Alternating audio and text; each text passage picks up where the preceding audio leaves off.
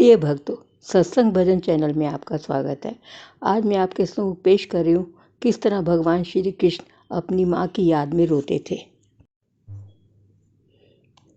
भगवान श्री कृष्ण जब गोकुल छोड़कर मथुरा आ गए, दिन भर तो अपने कामकाज में व्यस्त रहते थे। रात्रि होती थी छत पर चले जाते और गोकुल की ओर मुँह कर जोर जोर से रोते थे। दौड़कर यशोदा मैया गौशाला में जाती, नंद बाबा को जगाती, देखो कन्हैया रो रहा है। इधर माँ रोती थी और उधर कन्हैया रोते थे। एक दिन उद्धव जी ने भगवान श्री कृष्ण से कहा, बहुत कमज़ोर हो गए हो, इतने रोते क्यों हो? क्या बात है? हमको बताएं क्या कष्ट है?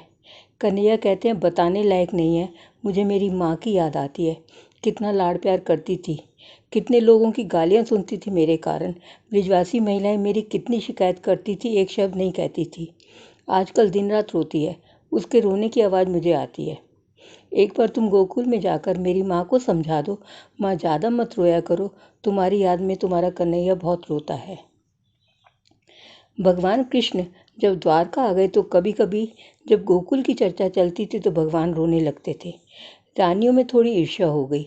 एक दिन रुक्मिणी जी ने पूछा, महाराज, हम इतने ऊंचे कुल खानदान की हैं, इतनी रूपवान है, इतनी गुणवान है, आपकी सेवा भी करती हैं, पर कभी भी एक शब्द आपने हमारी प्रशंसा के लिए नहीं बोला। और वो गांव की ग्वारन की जब चर्चा आती है, आप हिचकी मार मार कर रोने लगते हैं। भगवान ने सोचा, माँ के बारे में कुछ भी बताऊंगा तो यह पढ़ी लिखी तर्क से तर्क काट देंगी, अनुभव से समझाना ही अच्छा रहेगा। उस समय भगवान मौन हो गए, मुस्कुरा कर चले गए, बात आई गई हो गई। कुछ समय के बाद भगवान प्रातःकाल आंगन में बैठे थे। पास में रुक्मिणी जी, सत्यभामा महारानी, सब महारानियाँ थीं। भगवान ने कहा, हमको ऐसा लग रहा है हम रात को दूध पिए बिना ही सो गए हैं।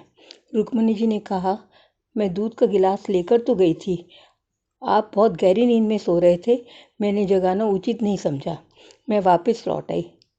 भगवान ने कहा, रुक्मिणी जी, आप में और मेरी यशोदा माँ में यही अंतर है। जिस दिन आपने यह प्रश्न पूछा था कि मैं यशोदा माँ को क्यों याद करता हूँ, उसका उत्तर आपको मिल गया। अगर मेरी यशोदा माँ होती तो एक हाथ में गिलास लेकर और एक हाथ में मेरी चारपाई की पाटी पकड़कर पूरी रात इंतज़ार करती रहती। लाला जब करवट लेगा या जागेगा तो दूध दे दूँगी।